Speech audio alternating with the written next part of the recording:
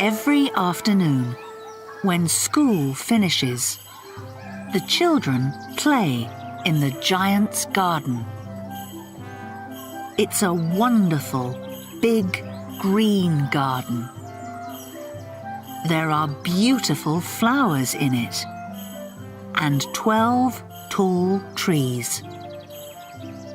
Birds like sitting and singing in these trees.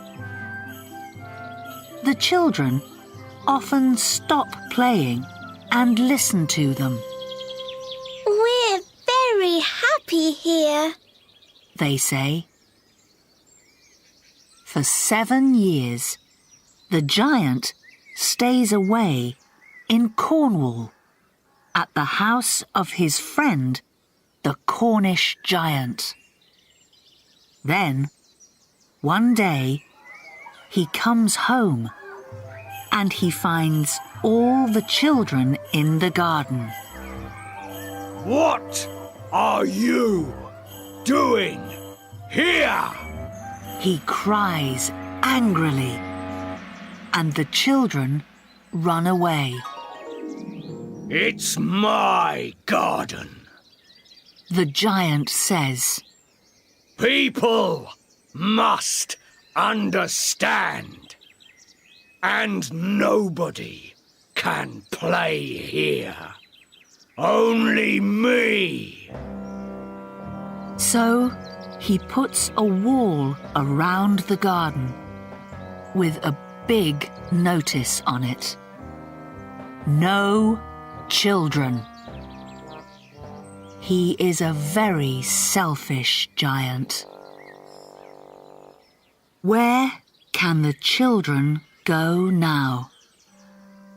They don't like playing in the road, so after school they walk around the wall and they look at it. And they remember the beautiful garden behind it too. Then the spring comes. All over the country, there are spring flowers and little birds in the green trees. But in the selfish giant's garden, it stays winter. The birds don't want to sing in it because there are no children. The trees there stay dark. One beautiful flower puts its head up out of the ground. But it sees the notice and is very sorry for the children. So it goes back under the ground and sleeps again. Nobody is happy about this. Only the snow and the frost. Spring doesn't come to this garden, they cry. So we can live here all year. The snow puts her cold, white coat on the ground, and the frost puts silver on the dark trees.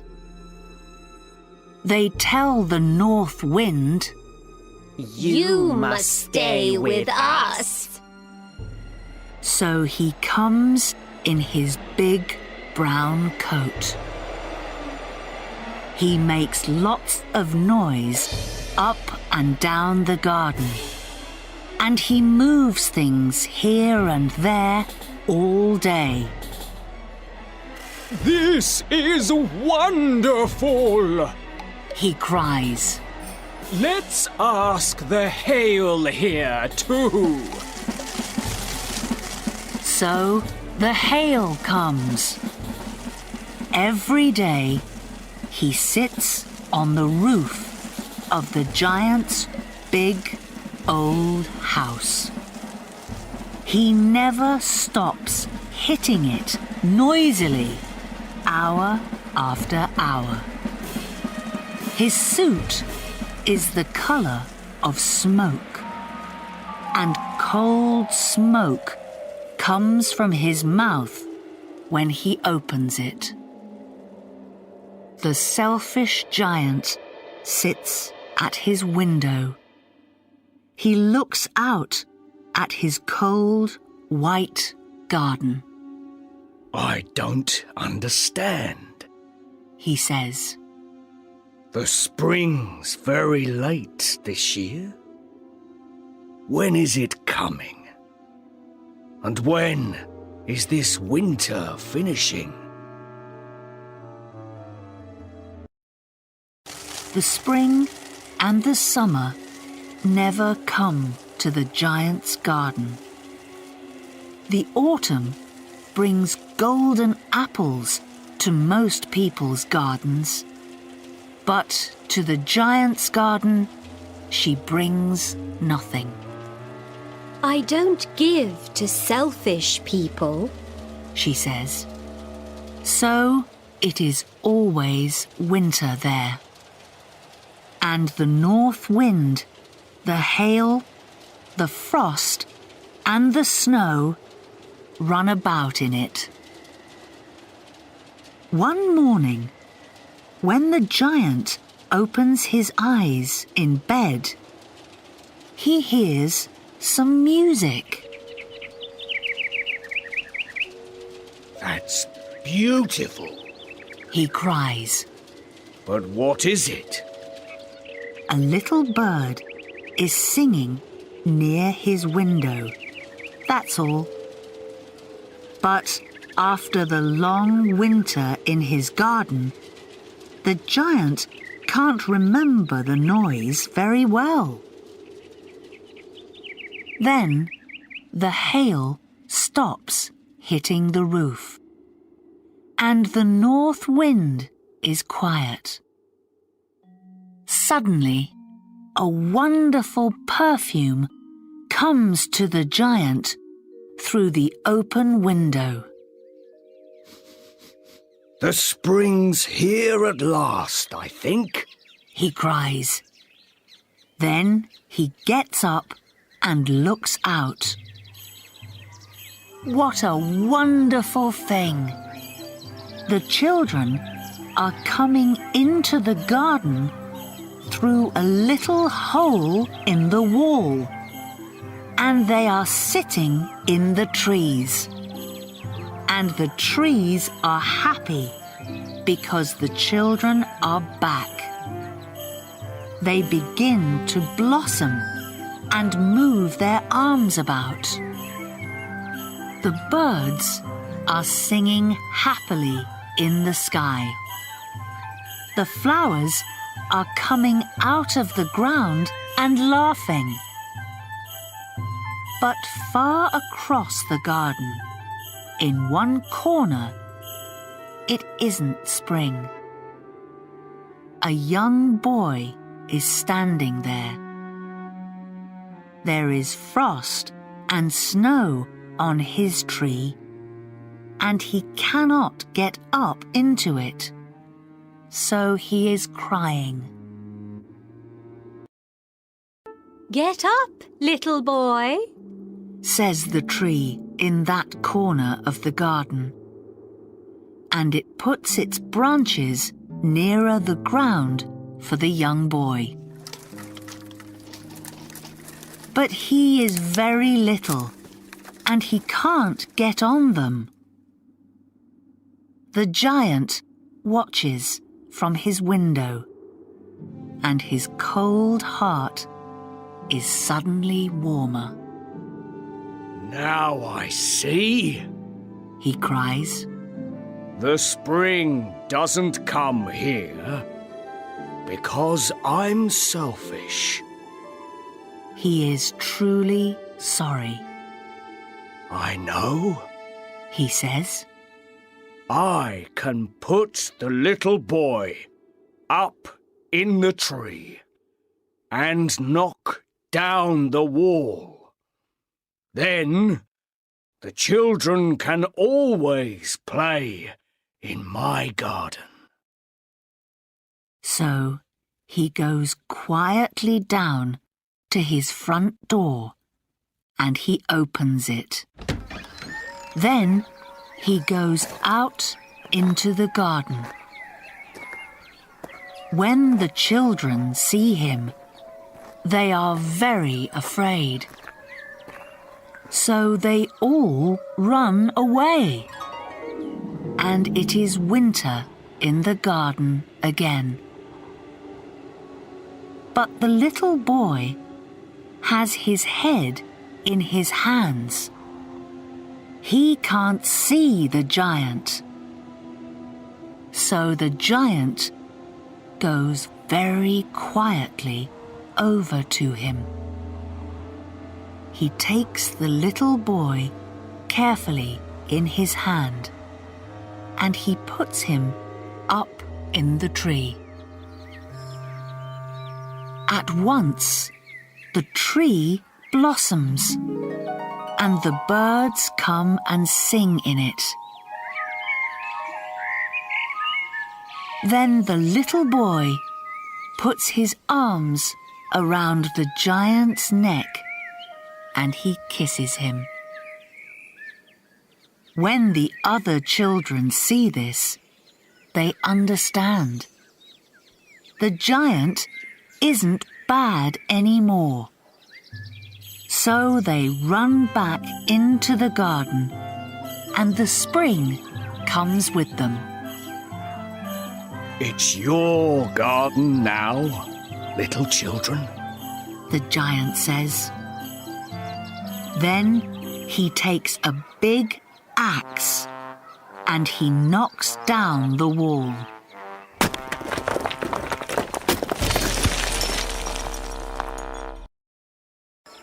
At 12 o'clock that day, the people are going to the shops. They see the giant. He is playing with the children in the most beautiful garden. All day long, the children play. In the evening, they come and say goodbye to the giant. But where's your little friend? He asks them. The young boy is the giant's favorite because he remembers the child's kiss.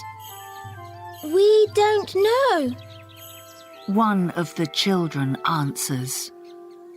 he isn't here now. Well, he must come again tomorrow. Please tell him that. The giant says. Where does he live? We're not sure. A different child says. We don't know him. When the giant hears this, he is very sad. Every afternoon, when school finishes, the children come and play with the giant. But the giant's favorite, the little boy, never comes back. The giant is very nice to all the children, but he wants to see his first little friend again. He speaks about him a lot. I'd like to see him again one day, he often says. After many years, the giant is old and weak. He cannot play any more. So he sits in a nice big chair and he watches the children's games. He looks at his garden happily too. I have many beautiful flowers, he says. but the children are the most beautiful flowers of all. One winter morning, when he is getting up, the giant looks out of his window. The winter doesn't matter to him now. The spring is sleeping at that time of the year he knows, and the flowers are in their beds under the ground. Suddenly, he sees something wonderful. Can it be true? He cries. Far across the garden, in one corner, there is a tree with beautiful white blossoms all over it. There are silver apples on its golden branches, and the little boy, his favourite, is standing under the tree. He is all in white. The giant runs down to his front door and out into the garden. He goes quickly across it to the child. But when he comes near, his face is suddenly angry. Where do these wounds come from? He cries, because there, on the boy's hands, are the wounds of 2 nails. And the wounds of 2 nails are on his little feet. Who is guilty of this? Tell me, and I can take my big sword and kill him. No, The child answers, because these are the wounds of love. Who are you? the giant says quietly, and he kneels before the child. Then the child smiles at the giant and tells him, You remember me from before, here in your garden. And today, you are coming away with me to my garden, paradise. When the children run into the garden that afternoon, they find the giant under the tree.